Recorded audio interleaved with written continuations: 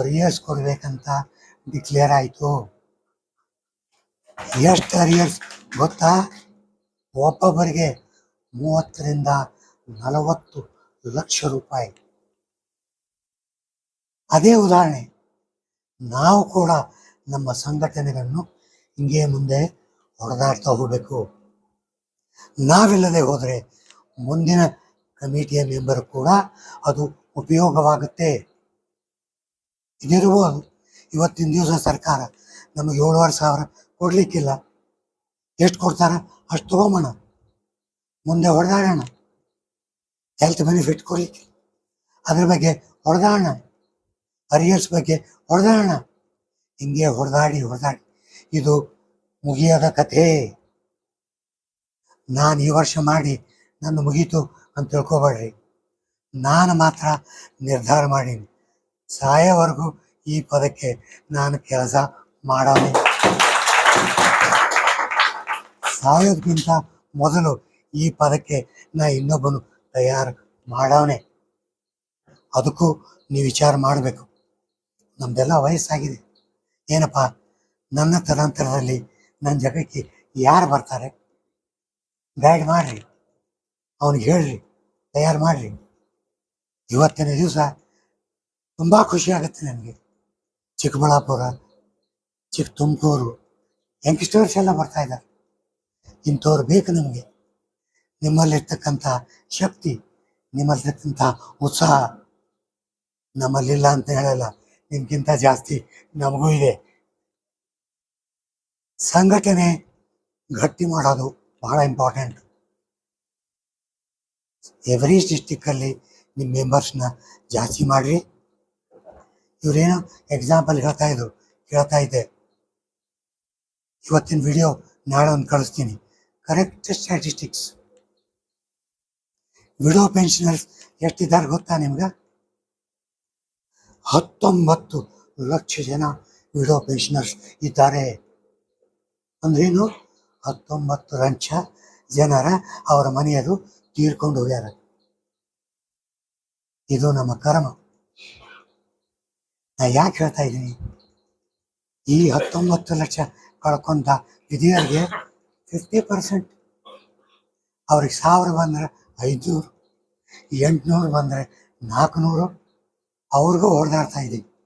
ಅವ್ರಿಗೂ full pension ಕೊಡಿಸ್ಬೇಕು ಅಂತ. ಇದುವರೆಗೂ ಕೆಲವು ವಿಷಯ ಹೀಗೇನಾಗ್ತಾ ಇದೆ. 9ನೇ ತಾರೀಕು ಮೊನ್ನೆ ನಮ್ಮ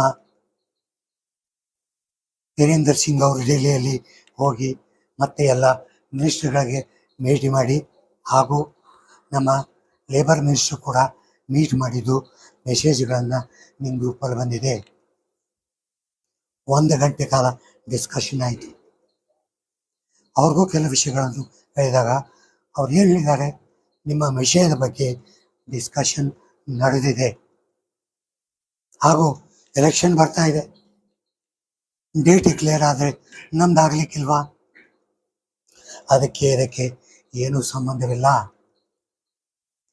ಹರಿಯಾಣ ಎಲೆಕ್ಷನ್ ಡಿಕ್ಲೇರ್ ಆದಾಗ UPS ಪೆನ್ಷನ್ ಸ್ಕೀಮ್ ಡಿಕ್ಲೇರ್ ಆಯಿತು. ನಿಮಗೆಲ್ಲ ಗೊತ್ತಿದೆಯಾ?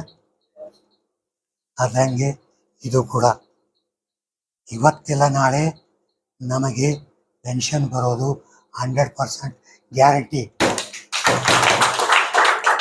ಈಗ ನಾವು ನಾನ್ ಪೊಲಿಟಿಕಲ್ ಆರ್ಗನೈಸೇಷನ್. ನಮ್ಮದೇನು ಉದ್ದೇಶ? ಯಾರು ಸರ್ಕಾರದಲ್ಲಿರ್ತಾರೋ ಅವ್ರನ್ನೇ ಕೇಳ್ತೀವಿ. ಬೇರೆಯವ್ರನ್ನ ಕೇಳಿದರೆ ನಮ್ಮ ಕೆಲಸ ಆಗಲ್ಲ. ಈ ಸರಿ ಈ ಸರ್ಕಾರ ಇದೆ, ಇವ್ರನ್ನೇ ಕೇಳ್ಬೇಕ್ರಿ. ಬೇರೆಯವ್ರು ಕೇಳಿದರೆ ನನ್ನ ಕೆಲಸ ಆಗುತ್ತಾ? ಅದಕ್ಕೆ ಈ ಸರ್ಕಾರಕ್ಕೆ ನಾ ಕಳಕಳಿಯ ವಿನಂತಿ ಏನು ಮಾಡ್ತೀನಿ ಅಂದರೆ, ಮೋದಿಯವರೇ, ಈ 75 ಲಕ್ಷ ಮಂದಿನ ನೀವು ಪೆನ್ಷನ್ ಕೊಡ್ತೀರಂತ ಕಾಯ್ಕೊಂಡಿದ್ದೀವಿ. ನೀವು ಪೆನ್ಷನ್ ಕೊಡ್ರಿ. ಈ ಪೆನ್ಷನ್ದಾರರು ರಾಷ್ಟ್ರೀಯ ಏಳಿಗೆಗಾಗಿ ದಿನ ಹಗಲು ಕೆಲಸ ಮಾಡಿದ್ದಾರೆ, ಹಂಗೆ ಕೇಳ್ತಾ ಇಲ್ಲ. ಹಾಗೂ ಪೆನ್ಷನ್ಗೆ ತಮ್ಮ ದುಡ್ಡನ್ನು ಕಾಂಟ್ರಿಬ್ಯೂಟ್ ಕೂಡ ಮಾಡಿದ್ದಾರೆ. ಬೇರೆಯವರಿಗೆ ನೀವೇನು ಪೆನ್ಷನ್ ಕಾಂಟ್ರಿಬ್ಯೂಟ್ ಮಾಡಿ ಕೊಡ್ತಾ ಇದ್ದೀರಿ. ಅವ್ರಿಗೆ ಕೊಡಬೇಡಿ ಅಂತ ನಾವು ಹೇಳಲ್ಲ. ಒಳ್ಳೆ ಕೆಲಸ ಮಾಡ್ತಾ ಇದ್ದೀರ, ನಮಗೂ ಕೊಟ್ರಿ ನಿಮಗೆ ನಾವೆಲ್ಲರೂ ಆಶೀರ್ವಾದ ಮಾಡ್ತೀವಿ. ನಿಮ್ಮ ಮೇಲೆ ಕಲ್ಯಾಣ ಇರ್ತದೆ. ಇದನ್ನು ಕೇಳಿ ಬೇಗನೆ ನಮ್ಮ ಎಲ್ಲ ಪೆನ್ಷನ್ದಾರರ ಮುಖದ ಮೇಲೆ ನಗುವನ್ನು ತರಿಸಿ ನಮ್ಮ ಜೀವನವನ್ನು 2 ಹೊತ್ತು ಊಟ ಮಾಡಲಿಕ್ಕೆ, ಗಂಡ ಹೆಂಡತಿ ಇರಲಿಕ್ಕೆ, ಹಾಗೂ ನಾವು ಸತ್ತಾಗ ನಮ್ಮ ಚಿತೆಯನ್ನು ನಮ್ಮ ರೊಕ್ಕದಲ್ಲಿ ಮಾಡಲಿಕ್ಕೆ ನಮಗೆ ಒಂದು ಶಕ್ತಿ ಕೊಡ್ರಿ ಅಂತ ಹೇಳಿ ನಿಮ್ಮೆಲ್ಲರಿಗೂ ಈ 4 ಮಾತುಗಳನ್ನು ಹೇಳಿ ನಾನು 4 ಮಾತುಗಳನ್ನು ಮುಗಿಸುತ್ತೇನೆ. ನಮಸ್ಕಾರ. ಜೈ ಹಿಂದ್.